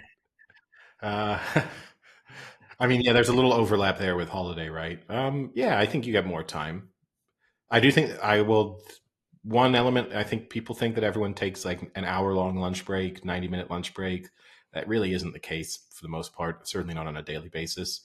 But in terms of you're never going to have a waiter tell you, like, pressure you to leave as you're sipping a coffee for an hour or eating lunch very slowly. That's pretty much true in most, the vast majority of cases. But can I counterpoint this? Do you think most Europeans are less punctual? Or Yes. is that just you? I mean, I'm punctual for the things I need to be punctual for. Oh, But, thanks. I appreciate that. but do I think? Yeah, I do think. I do think so. I do think as a culture, it's more of the like 7-ish. Like Yeah. what time are we meeting versus we're meeting at 7. I think and I know there's TED Talks and stuff that you can watch all breaking down how different cultures treat time differently in that respect. And I do think Yeah. that's true that in And I Europe, think it's much more of a like ballpark versus in the US, it's much more, no, we said we're having dinner at 7. so, yeah, I think it's both ways. I think it's Europeans are, or I guess I should say more French because that's more of the experience I have. Is it's more ballparky time, but also there's less like annoyance if someone is late or doesn't show up properly. Whereas like in the States, I think it's not so much that like the time is the time. It's people get like punctuality is a big thing to Americans. Like I am an extreme like people put on their Yeah. resumes like I'm extremely punctual. Like, that's great, but you scored a 200 on your SATs. You're a fucking idiot. Well, you had to get out on time. But I also think there's a difference there. Like reservations aren't as common here, for starters. Yeah. It's always the biggest thing I have when people come and stay with me, and they'll be like, I made a reservation for the restaurant tomorrow. Obviously, there are Although very nice Missy always restaurants, makes reservations when we go to dinner. but it's an American thing. But No, like that's true. obviously, very nice restaurants, obviously you got to have a reservation, make sure you have a table or whatever. That's different. But the like day-to-day restaurant, the idea of calling up and be like, I booked us a table for 8. It's like, why? We could have just turned up around 8 and there would have been a table. Oh, wait, do you There's have to show up at the time for the amount of people you have? So if you have 8 people, you yes. got to show up for 8? Well, no, you just be like, we're going to be 8, so give us a big table, please. But that Uh, is the reservation is like in a much more American concept than it is, a European one. all right, I'll go through the rest of these quick. Can't speak for all of Europe, but workers' rights. WTF is, quote, getting fired on the day, quote, or quitting for that matter. You get 3 months here. What? I don't know. I didn't really get it, and then I had to read the little blurb underneath, and I still kind of really didn't get it. But I think what they're saying is like in America, people just get like fired or quit Yeah. kind of like on the spot, whereas there, like, there's a lot more like rules and regulations about getting fired and like how much leave, like when you Yeah. quit. I don't know. Definitely depends on the European country, right? Yeah. That can vary greatly. It's true that being sort of fired on the spot, unless you've done something horrific, like just for sort of marginal poor performance, is not as easy to do in most European countries. But All right, yeah, I'll give you one that I actually agree with. So affordable high speed internet. For under $20, you can get 1 gigabyte up and down a month with negligible, Jesus Christ, without I installation think fees. I'm just going to say, I think if I tried to make you say that a couple more times, you're going to get canceled. Negligible installation fees. Under $20 a month might be a little bit of a stretch, but yeah, it's definitely less expensive than it is in the US. And especially like when I was there with free for the phone service as well, it was super cheap compared to here. Like phone and internet is way cheaper in Europe than it is here. For the most part, yeah. That one is one that kind of Under 20 is a stretch. I pay like for my home internet, I pay like 50 a month. I will not say how much I pay. Let me put it this way: between phone and internet, half my paycheck goes to it. Phone and internet combined. Phone and internet combined for me is €110 a month. Oh. All right, I actually will. So phone and internet and TV, because I also have TV and cable. I'm paying probably $400 a month. I don't have TV and cable though, so that's the extra 300. You don't get HGTV. That's $300 a month right there. You can't watch Bravo. You can't watch Below Deck on Bravo. Okay, the last two are food related. So food that doesn't have, this is a weird one because This is a weird person here. Food that doesn't have a ton of artificial additives and non-food ingredients that makes you sick. I never realized that's what was causing my stomach problems until I went on vacation in Europe. And within a day, I had no stomach problems at all. and it and it came back a day after I returned back to the States. They can make great food, even packaged junk food, with just real food ingredients. Why can't we, America? I mean, this person needs to seriously consult a doctor if it's 24 hours to just, there's some weird choices being made. I would say, yeah, overall quality of food is higher. We've kind of already spoken about that. And I do also think quality of fast food is higher too. Like McDonald's is not complete garbage here. I would not get a McDonald's burger in the US. There's. And that was from Lake Coffee on Reddit. If you want to go look up what other gems that person has. Well, probably mostly just discussing their massive stomach. Last issues. one is similar. I'm just going to assume really good cheese is a legitimate answer. Okay. Depends a little country by country, I guess. I don't know if people are going to Germany and raving about the cheese necessarily. The state of Wisconsin wants you to have some say about that. But yeah, it's cheese is more common and nicer. That's true. All right. I don't know how we transition from that. On a slightly similar note, before we maybe do a quick wrap up of the Premier League and stuff, one person who loves to talk about the quality of food, especially in Europe, who I've just had. This is Vasilis, isn't it? No, it's not Vasilis related. This is a celebrity who I just have had enough of, and the world seems to have embraced. And I think there's wait. Without saying who it is, give me a little bit more about why you hate them and why the world loves them, and let me see if I can guess. Super pretentious. I think has absolutely no food knowledge outside of being wealthy and having the time to embrace food. Like, I think it's one of those people who complete lack of awareness that the only reason why they're able to Selena Gomez. Enjoy food to this degree is because of their lifestyle more than I'm just such a big foodie. Like, already when people call themselves foodie, for the most part, I just think you really mean you like you have disposable income that you can put towards food. There's a reason why the guy working minimum wage in McDonald's is not a big foodie. It's not because of his unsophisticated palate, but it's Stanley Tucci. Damn! I could have got there, Eddie. I could have got there because. But are you aware that he does his food show on CNN? Yeah, I don't give a fuck. It's just. The only reason he does his food show is because he's a pretentious rich prick who's realized that he could care about food because he can build a pizza oven in his garden in London and buy expensive ingredients and show us, watch as he makes his Italian food and tell us how special. As he has his brother and sister-in-law Emily and John over for a nice Aperol spritz. Exactly.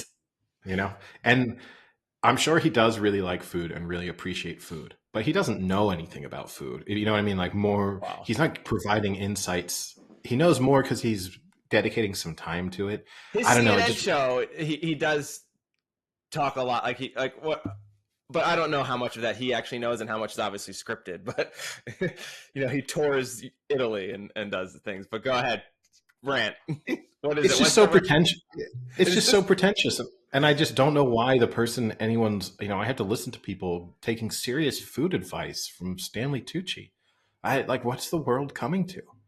It's just, I don't get Paris?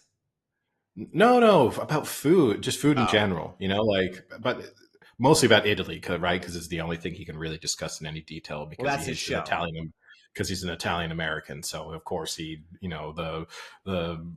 mother country, homeland, whatever he wants to say is, it's in his blood and he can feel it, when he has a slice of pizza in Napoli, he can feel it coursing through his veins, like that. I think you're missing the fact that he has a show called Touring Italy where he goes to but I'm aware.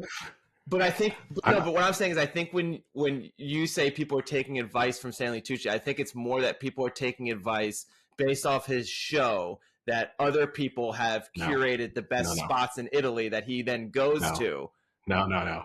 See, this means that you've managed to avoid then obviously Stanley Tucci's social media presence, I suppose, because that includes him just cooking at home, telling you like, when I get home from a night out and I'm feeling a little bit hungry, I get Make a out little one of my carbonara. I get one of my 19 Le Creuset dishes out, and then I just toss this thing together. And while his wife goes, "Oh, Stanley, it looks beautiful," and it's just Stanley, like, don't God, you wish I was Emily? I just it just Just such an bothers me. unnecessary burn on her. It just it just bothers me so much. Again, it's just like the lack of it's how I can get people just getting really annoyed with rich people. Like when someone just being like, burn the rich. Stanley Tucci would be top of the list for me. It's just like, oh, this guy. He's just how about you act in a good movie for the first time in 15 years, Stanley, and Wow. then we can talk about how much you love Parmesan. The Devil Wears Prada would like to slap you in the face for that one. Was The Devil Wears Prada within the last 15 years? I think it's on the cusp. It's probably not. You're probably right. I think it's yeah. So yeah. Anyway, it is what it is. If Stanley I Tucci have was, written down a few places he's visited on his show, but that's different. I'm not taking the it's advice different. from him. It's like this is the world's most known pizzeria and blah blah blah, and we're gonna go see how they make it. Like that's different. That's The like show doesn't. experts are The giving show him those places. Right. The show bothers me less, but I still have to wonder why Stanley Tucci has to be the guy they chose for that show. Someone's But I got to get do it. it. They think someone, but they could pick someone who, has dedicated their life to working in restaurants and some element of the food. I do think as a society, be kind of nicer to reward people who actually, it's not just like, hey, you became famous doing one thing. How about you do another thing that someone else is trying really hard to do? Like that would be cool. But the show bothers me less. It's just you go on Stanley Tucci's Instagram, it's just him talking about the food he likes. He gets invited to do talks where he just speaks about food now. And I just think, who on earth is paying to listen to Stanley Tucci talk about food? Like, I just don't. Would you Anyway, listen to Gordon Ramsay tear into Stanley Tucci? I would watch Gordon Ramsay cook Stanley Tucci. I mean, that would be if I could have that as an option. Kitchen Nightmares comes back just to.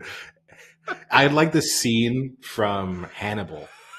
I'd like him to anesthetize Stanley Tucci, slice open his skull, and start feeding his brain to him, but in a nice ragu, and toss in some A nice handmade carbonara done the traditional way. Yes, and he can. Oh, Gordon, I can taste the pancetta in this, or is it guanciale? I can't quite tell the difference. He'd be like, So no, that's your brain. safe to say, Stanley Tucci not coming on the podcast anytime soon. Probably not. No, Probably cuts off Emily Blunt and John Krasinski as well. that's three birds with one stone, as far as I'm concerned. That is a wonderful outcome. Anyway, the Premier League. Not too much to discuss this week. Manchester City survived a slight scare. I guess worth mentioning. It looks West Ham away. Kind of match teams slip up on sometimes. 1-0 down, start of the second half. It felt like, oh, maybe this is the first sign of weakness.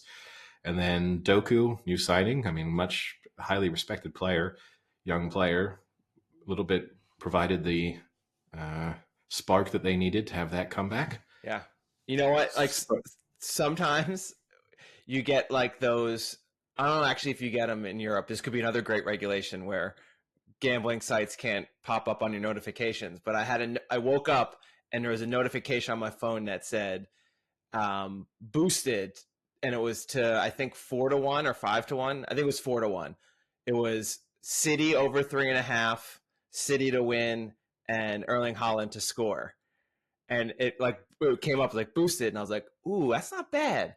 And then it was I had just read it as I had woken up, and then I kind of forgot about it, and then I never bet it. And then of course As soon as they went down 1-0, I was like, oh, here it comes. They're going to score like at least 3 goals and then like cruise through, and Holland's going to score like some inconsequential fourth penalty or, you know, some goal that really doesn't matter, but he still gets a goal. And it's exactly what happened. I was so pissed I didn't take it because it went right to form.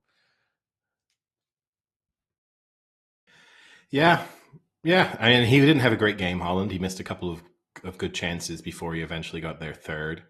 But you know, it's just another. It's just hard to see when they survive these kind of matches. It's just sort of hard to see how they don't win the league Yeah. because it just feels inevitable that you know even when they're not at their best and things kind of go against them, they just not only do they end up winning, they kind of end up winning comfortably, which is you know say the opposite being Spurs, who scored 2 goals in the 99th and the Crazy. 100th minute and deserve to win that game. Yeah. I do think some people are kind of making fun of them. The idea of like, oh, they needed all this injury time. I mean, that's Sheffield United getting punished for time wasting. Yeah. You know, like this is a game we're supposed to be embracing. It's not like Spurs were killing time to try and lose 1-0.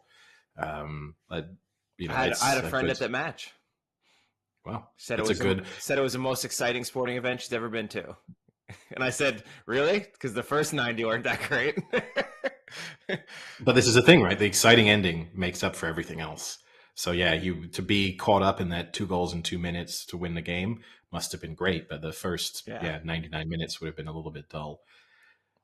And then, I mean, the big talking point, I suppose, is Manchester United being sort of swept aside by Brighton, Good Lord. and I mean, things do not look Brighton are a good. good squad, but They nonetheless, are you know, you're Manchester United, and eventually you need to at start. home. Yeah, at home, you need to fucking step up.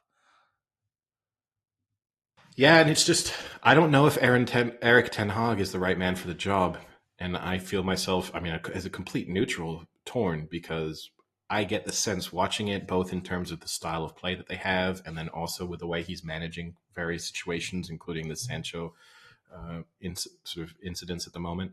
I don't feel like he's the right person for a job as big as that, but at the same time, history would tell you in pretty much every sport, you get rewarded by not chopping and changing Mm-hmm. coaches too frequently. Like having loyalty for coaches usually pays off. That Ah, and that Manchester United the old have. Malcolm Gladwell philosophy, Eddie. You embrace them more and more by the day. Well, it's true. I mean, but it is true. You know, like teams do typically, and it's tough because it's chicken egg conversation in a way. Is the loyalty to the coach rewarded because like does the coach become better because of the loyalty, or were you loyal to the right coach and over time you knew that they could fix it?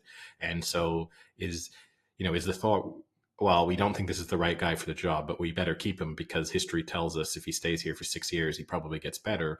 Or is it this guy isn't the right guy for the job and we better bring someone else in who we feel like we could stick through a rough patch?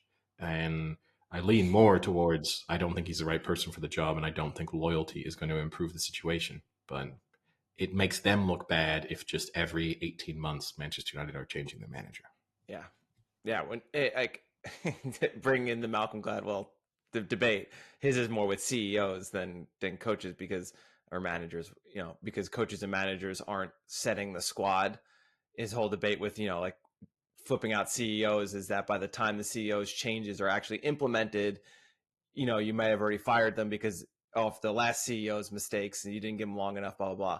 It can kind of be applied to coaches though, because I think there is a mindset that has to be instilled in a team. And then sometimes you need to change the personnel you have to fit your managing style. But it can be argued at places like United, you don't have the luxury or the time to bring in someone who has a completely different philosophy and doesn't fit with the current group and say, we're going to give you 4 years, like change this group in the next 3 years, how exactly you want it. And then let's see what year 4 looks like.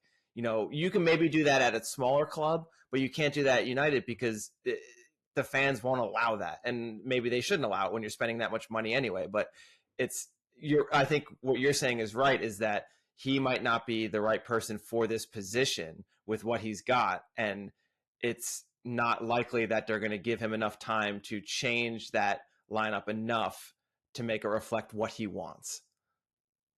Yeah, my big concern over him is it doesn't feel like he has a system that he's really trying to put in place, and then there you can say this is a project, this is a work in progress, which you felt, like when Klopp came to Liverpool, he didn't instantly turn them into title contenders, but it did feel like he was putting a system in place, and that if they gave him time to get the right players in, to have the players learn the system, that things would get better. Same with even Guardiola. His first season at City was a little shaky, and even I doubted him for a bit of, you can't bring the same way you play with Barcelona and Bayern Munich to the Premier League. And he did change. He's adapted over time, but still the principles of his system kind of remain the same. And, you look at Brighton. Brighton are a great example of a team that has a clear system. They bring players in that fit that system. And that is reaping tremendous benefits. Yeah. And United and Arsenal too, the system that Arteta has put in place there. Now they look like a team that every player knows what their responsibility is. They're signing players to try and improve. I mean, sometimes not as successfully, but still to try and kind of improve their efficiency in that system. And United just sort of feel like as if you sat down with Erik Ten Hag and were like, what are you trying to do at Manchester United? And I think his answer would basically be, I want them to be better. Do you think, they wouldn't. But do you think though that's because he feels the pressure that he can't put in his own system because he doesn't have the time, and that he's trying to make a system to adapt to what he's got, and that's not the right approach? Possibly. And it's tough, right? Because the era of, there's a director of the era where the manager is determining all the signings and stuff is gone. So that can also, sometimes he might be telling telling them the type of players they need to sign, and maybe they aren't delivering on the type of players he wants necessarily. I think Pep and Klopp still are kind of saying who to sign for the most part. They're definitely giving an opinion, and they might have a power of veto or some influence, but still fundamentally, no, like someone else is making that decision, because they are trying to separate, they're not wanting, like Pep is not scouting Europe to try and find young players. And at the same time, they know that, his focus is on, you're giving him tools and he's having to do the best with it, but he's probably telling them this summer we need to sign a new right back. I'd like that right back to obviously be of a certain style of play. They maybe come to him and say, we've identified these 5 players. Are you happy with all 5 of them? We don't know which one of them will sign yet. And he says, yeah, I'm happy with all of those. Get whichever one you can at the best deal or whatever. I think for the most part, that's probably what's happening. And maybe in rare circumstances with like Erling Haaland, maybe his contract situation where everyone knows he is available, then maybe Pep is coming and saying, we absolutely have to sign Erling Haaland. Like, this is a must-have player for me. But I don't know. I think Ten Hag's been there for enough time at this point that I would have just thought you would start to see more elements of that system be there.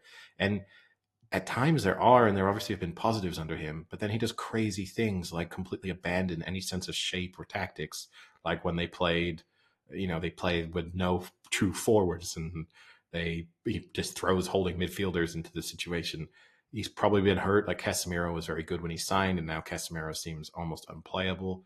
There's like certainly things maybe a little bit outside of his control that haven't gone so well, but it feels rudderless fundamentally. And that's the worst.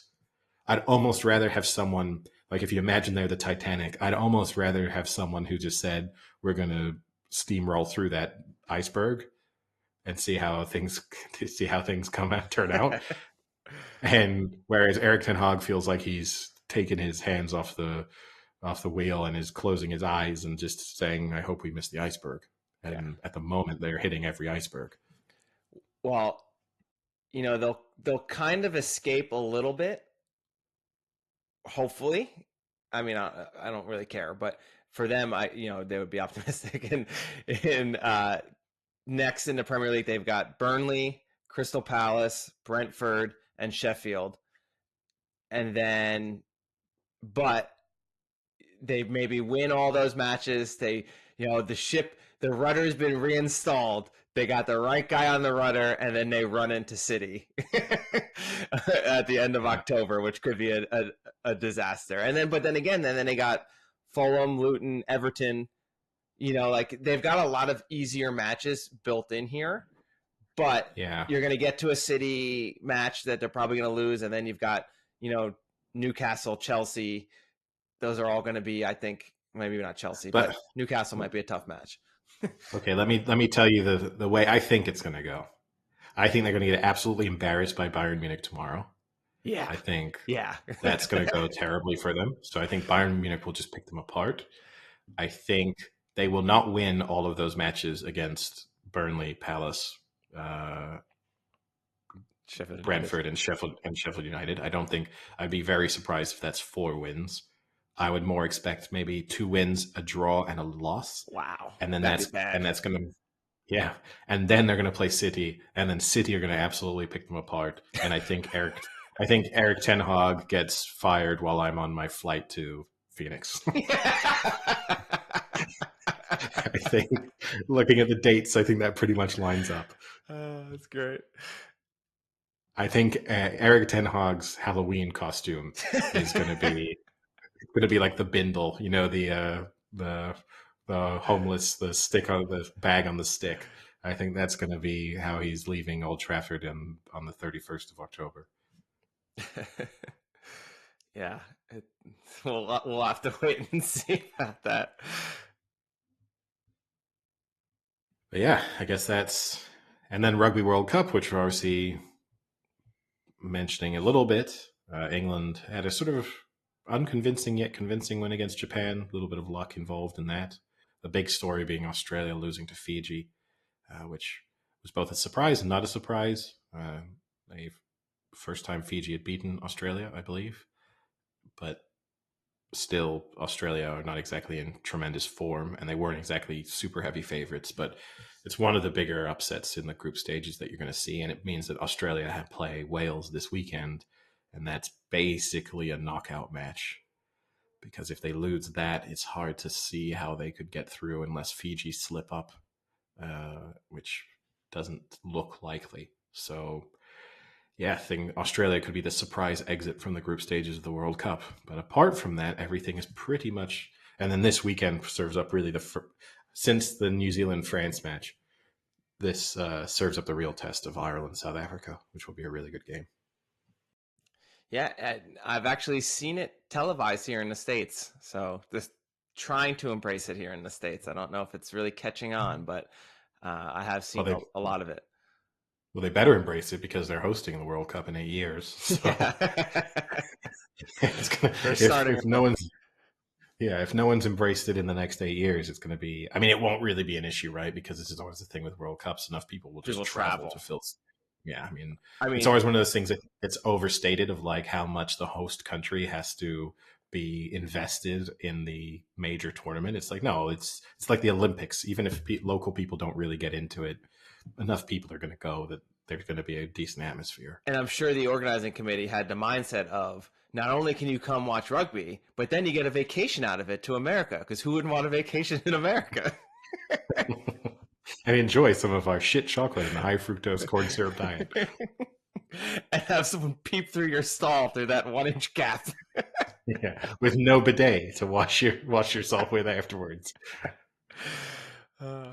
Well, speaking, Eddie, of you traveling soon, I just had my flights here to New Jersey, and I have one plane story and then one movie recommendation. So I am getting so sick of traveling and having to listen to annoying people in airports.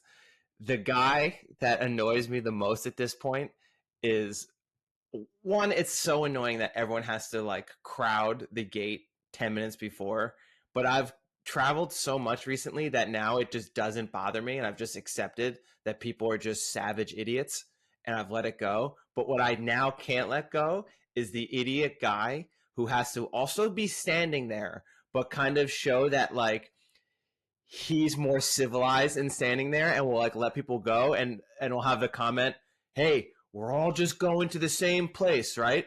The plane's not going to leave without us. But he's still the jackass that's standing at the gate 10 minutes early. Like that I want to punch that person in the face. If I have to hear someone say we're all going to the same place again, I'm going to lose my mind. The thing that annoyed me though is, so we get on the plane, and all I ever travel with is a backpack because I always check a bag. Granted, I don't pay for it because I'm like a priority member, but I always check my bag. So whether I pay for it or not, I'm checking a bag. So I had my backpack, and it's a small backpack, and I go to put it up, and the flight attendant goes to me, "Oh, can you not put that up and just put that under your seat for now? Because we've got a full flight and a lot of suitcases that I need to fill the spots." And part of me, if I were just a true American asshole, I really wanted to turn around and be like, I don't give a fuck if these cheap people are too like cheap to pay to check their bag that they have to bring on this massive suitcase.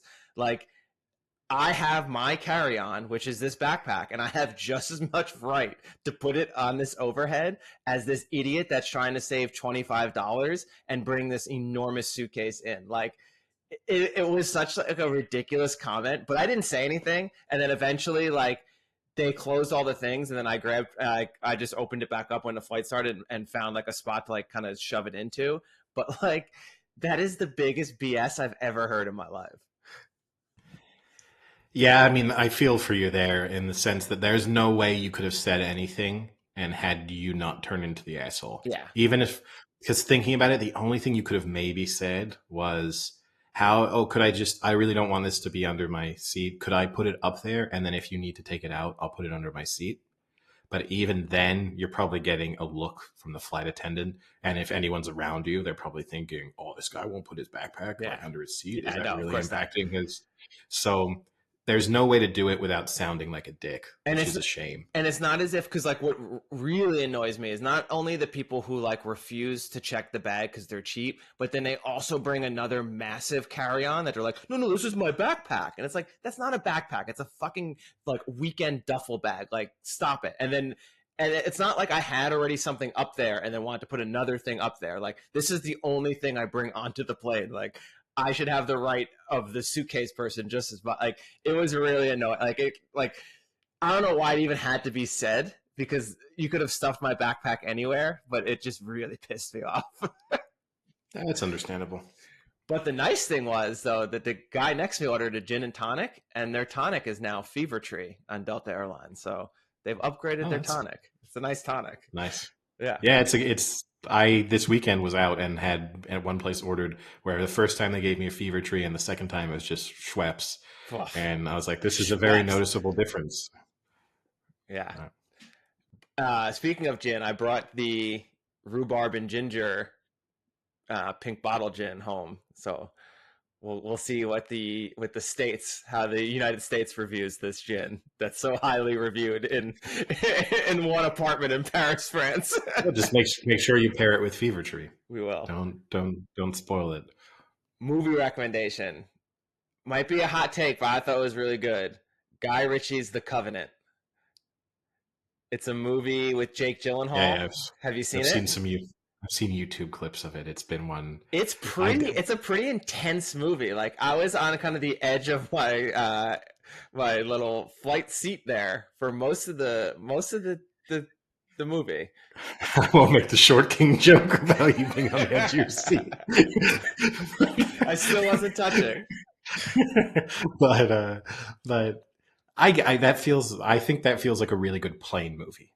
I don't know if I would like as a plane, because action movies and stuff, they're always the better move on a plane. Like the type of thing where you're like, I probably wouldn't sit through this at home, but this.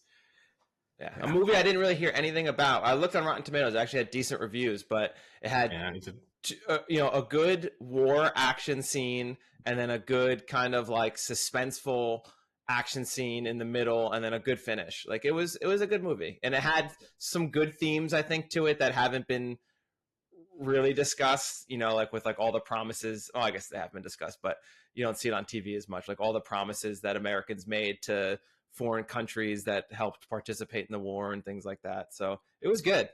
And Jake Gyllenhaal is one of those actors who I don't necessarily love, but he's not terrible. He's not in stinkers. He tends, like, all of his movies tend to at least be decent. Who I love of is Source Code. I don't know why I like that. I just love sci-fi movies, I think, but that's like a surprisingly good movie. Well, speaking of TV movie viewing, I'm very late to the party. We've discussed it The previously, but Jury Bear. Duty, which no, I already gave up on the Bear. It's terrible. Jury Duty, which Yep, I said was not available in France, it now is. So I've now watched several episodes of it. It's like very watchable. I it don't is. like it's. I just do not believe for a second that he did not know that he was like not on a reality TV show that was more than just let's film the Jury Duty experience. Like Yeah. Just I all think the he was weird stuff that happens when he's yes. like it's so crazy that this is happening. It doesn't seem real. Yes. It feels like I'm on a reality TV show. Like there's everyone is very over the top. Every single person for the most part. Like there's a couple normalish people, but for like everyone's a weirdo. Yeah. Some of them, whilst I commend their sort of improvisation skills, they still feel like people improvising, and it's hard to separate. Like you're obviously aware of this, so in the moment would you, but some of their facial reactions just seem sort of too extreme. Seems like more like you've turned up to a improv group and someone shouted out, a person, place, and a thing, and they're reacting to it. But I don't believe for a second he didn't know by about sort of day 3, 4, or whatever. And I also, he was just smart enough to think I should play along with this. Like, I don't know exactly what this, I don't think he knew necessarily that he was the star of the show. That bit I'll give it. But he definitely knew this isn't what I was told it was going to be. And I think I should just like play along, be a good guy, Yeah. and I'll come out of this looking all right. See, I think he kind of went the other way with it too, because supposedly after it aired, he was having like real mental troubles and issues with the fact that like he had been duped for like whatever it was, like a month or 2 months or whatever, that like Yeah. he like couldn't really process what had happened to him. So I either that's part of the act or he genuinely didn't know, and that maybe the fact that he didn't know made him realize like am I an idiot? And now Well, he has this big existential crisis on his hands now. so I do think the fact that he, as I said, I think he knew something was up, and he might not have realized that he was like Truman in the Truman Show. Yeah. That's the bit that might have been like, See, oh, I know that oh, I'm Truman in the Truman Show. I know. yes, yeah. But that's the bit. And then the one thing that I did think of is he's kind of bonding with James Marsden, right? And there's got to be in part of you in your mind being like, oh wow, I'm going to be like friends with a famous person. Like this is Semi-famous cool. person. Well, yeah, but like this is kind of cool. You'd have been like, whoa, Yeah. this is nice. Like it seems like we're legitimately kind of friends. And then like, oh no, I'm acting. Now maybe they They have are. become buddies. They are? They Or kind of are, yeah. James Marsden kind of has to do that, right? Otherwise he looks like an asshole. Yeah. Like Apparently if you they've hung out like a bunch of times since then. yeah, but you have to me if you're James Marsden, that's the like you got to hang in there for 6 to 12 months just so And that then slowly people don't stop responding to texts. yeah. Yeah. Like, sorry, I've got a big project coming up. I'm going to be out of town for about 4 months. So let's speak when I'm back. I think he was really good at it. Actually, like I thought James Marsden was really like funny, but wasn't like too over the top, but still had like a lot of good moments. I thought he was really good at it. I think you've seen it already. Like I think it was the first episode when Guy comes back and he's like, "Hey man, I rented Sonic," and he's like, "Yeah," he's like, "Loved it." Like, no way. That's you wanting to be friends with a celebrity because no Yes. one rents Sonic. It's like Yeah. fucking killer. Yeah. You're so good at it. Like, it's really funny. Like, no, that's the thing you say. And I give James Martin credit too, because he kind of looks like an asshole for much of it, and being willing to I mean, ultimately you're only looking like an asshole in front of one person Yeah. because he's the only person who doesn't know. It would have been more interesting to me almost if there had been more people who hadn't been aware of it. Like if there had been like 4 or 5 normal people and in a group. And so you'd had a little bit more of a dynamic. I get that would have been more difficult to control and, all sorts of different issues that might have arisen from it. But that would have been kind of cool to be like, all right, there's 5 of these 12 people, 5 of them are normal people. Yeah. And let's see how they all handle this. And what's really interesting is they didn't have a backup plan for, I guess in the other sense, having, they had the one celebrity in James Marsden, but they didn't have the backup plan for if he knew that guy from Parks and Rec, because I instantly recognized that guy from Parks and Rec. And then what they did was they actually he was supposed to be in it a lot more. And then they kind of like pushed him to the side, and like he didn't room with them or like stay in the same hotel and blah, blah, blah, because they were scared that because he had mentioned Parks and Rec in like the first 10 minutes. And at that point, if you mention Parks and Rec and you can't recognize that guy, then you're an idiot. To me, 3 or 4 of them were recognizable actors, like people you've seen in things, like from things I have seen. And that to me would be the other issue, is even if you're like, that guy looks kind of familiar, and that guy looks kind of familiar, and that girl looks kind of familiar, and this all feels a little bit weird, that's when I would start to think, okay, they something is up here. Yeah, and you're right, though. Like, some of it was like too over the top that you kind of have to be like the one where he's playing the random game with the Asian guy, and like the game makes absolutely no sense, and it's like no, like games still make sense even if they're not from the United States. Like they have some way of doing things. They're not just like these random rules. And then that he was like going to pay him $10,000 or whatever it was, and he was like so insistent. Like, come on, you can't tell that guy's like acting. Yeah, no, it was, and also just weird things. It's also where they didn't do a good enough job of convincing me that part of it was the show, because obviously they knew they were on a reality TV show, but like the little things like going to Margaritaville, or then like even going to the factory as part of their jury duty. It's like, it's not what jurors don't like go to the scene of the crime. And maybe in the moment they explain to them like, hey, this doesn't normally happen, but because we're filming the TV show, we need footage like this. But I wish we'd seen that to a certain degree, so that you at least got a sense of, okay, they know that this isn't just how a jury normally works, that like they don't book you to go to Margaritaville because you've been sequestered, and they don't, like allow you to go and sort of explore the crime scene because so that you can go ahead, look around, look for evidence, kind of stuff. Like that's not, so one juror goes, well, I found the smoking gun in the corner. I guess the police didn't. Now what do I do? Yeah, I thought juries don't investigate the crimes. No, I think, but yeah.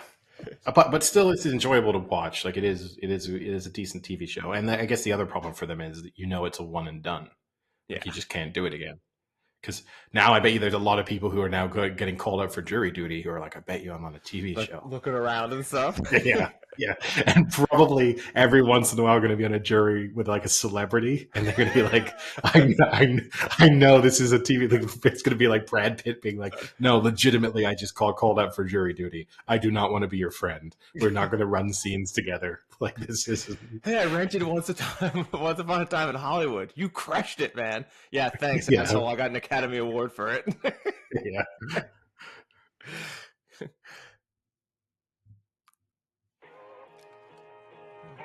All right. Well, with that, I think we'll call it a day. Yeah, sounds good. Talk to you later. Yeah. Cheerio.